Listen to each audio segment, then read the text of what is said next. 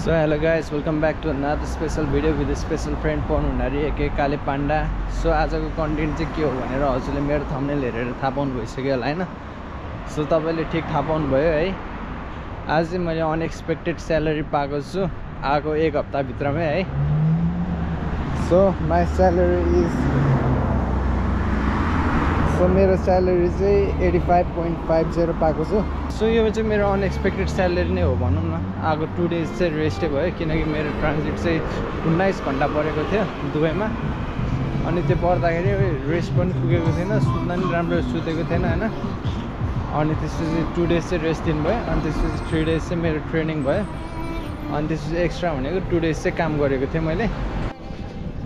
So maybe त्यही 2 दिन र 3 दिन ट्रेनिङको गरेर उहाँहरूले चाहिँ मलाई पैसा दिनुभएको जस्तो छ फर्स्ट मन्थको स्यालेरी भनेर।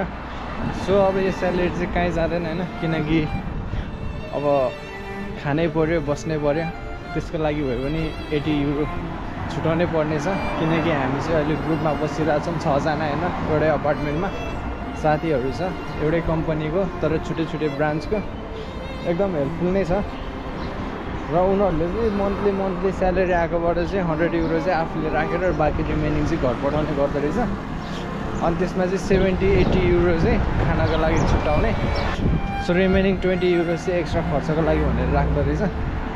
सो म पनि त्यही फलोअप गर्नेछु किनकि हामीलाई चाहिँ कम्पनीमा खाना भनेर फुड काटेको एलाउन्स चाहिँ के को लागि रहेछ भने चाहिँ त्यहीँनिर काम गर्ने बेलाको लागि रहेछ। अनि त्यो चाहिँ ब्रेड स्यान्डविचेसहरू हुन्छ हाम्रोमा चाहिँ, त्यो खाएर त अगाउँदैन।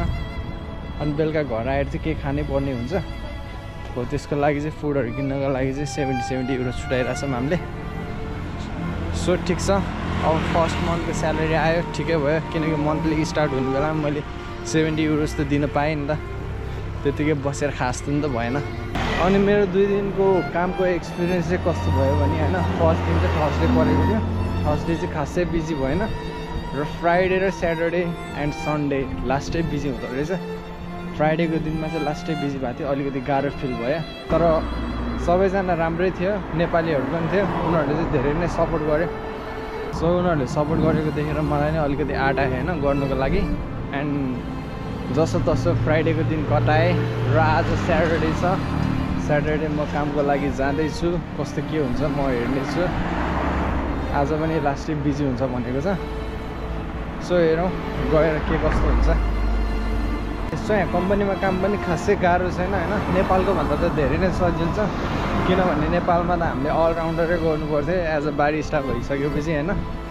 भाडा धुनेदेखि लिएर पुस्नेदेखि लिएर सबै क्लियरेन्स गरेर होइन मात्रै निस्किनु पाउँथ्यो। यहाँनिर चाहिँ कस्तो टाइपको रहेछ भने होइन, भाडाहरू धुनु नपर्ने, यहाँ चाहिँ लबी भन्ने हुँदो रहेछ, उनीहरूले गर्नुहुन्छ।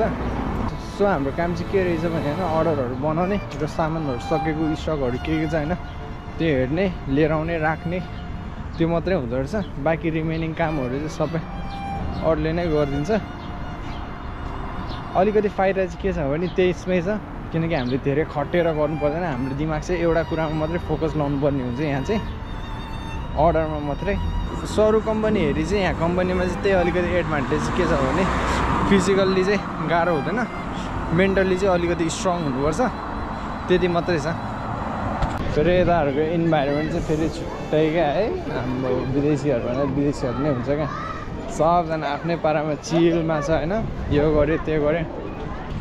सो आज चाहिँ मलाई अलिकति नर्भस फिल जस्तै भइरहेछ किनकि आज स्याटरडे पनि भयो होइन। यहाँनिर स्याटरडे सन्डे फ्राइडे चाहिँ एकदमै मान्छेहरूको छुट्टी नै हुन्छ होइन। एन्ड तपाईँहरूले पनि देख्न सक्नुहुन्छ मान्छेहरू कति छ, सब छुट्टी मनाउन आएको रहेछ क्या किनकि हाम्रो टुरिस्ट एरिया नै पऱ्यो होइन लिमासोल भन्ने। सो आज एकदमै बिजी हुनेछ। सो लेट्स सी के गर्न सकिन्छ होइन।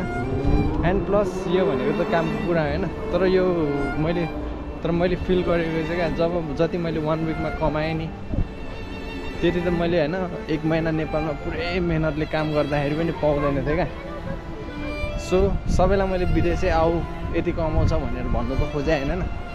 जति हामीले मेहनत गऱ्यो नि तर त्यसको रिजल्ट चाहिँ हामीले नेपालमा त्यति धेरै पाउँदैन रहेछौँ क्या। हाम्रो होला, हाम्रो यहाँ विदेशमा स्यालेरी थोरै होला होइन अरूको हेरी भन्दा, तर आफूलाई केही हदसम्म चाहिँ पाउँदो रहेछ क्या so see you guys on my next video आजको लागि यति नै बाई बाई टेक केयर यदि तपाईँलाई मेरो भिडियो मन पऱ्यो भने लाइक एन्ड सब्सक्राइब गरिदिनु होला थ्याङ्क यू बाई बाई